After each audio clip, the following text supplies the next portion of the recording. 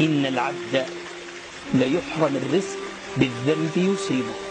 يا الله، أبواب الرزق في السماء مفتحة.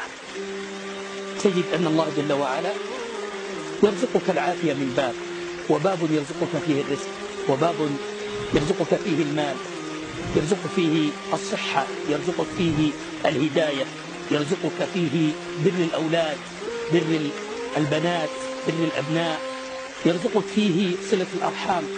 باب يرزقك فيه التوبة، باب يرزقك فيه الهداية، باب يرزقك فيه البركة، وهلم جراء. فتصيب الذنب الواحد، ذنب أنت تراه صغيرا جدا، ولكن هذا الذنب أغلق عليك هذا الباب الآن. وتصيب ذنبا آخرا فيغلق عليك بابا آخرا، وهلم جراء. أيها الأحبة، إننا نعبد ربا اسمه التواب،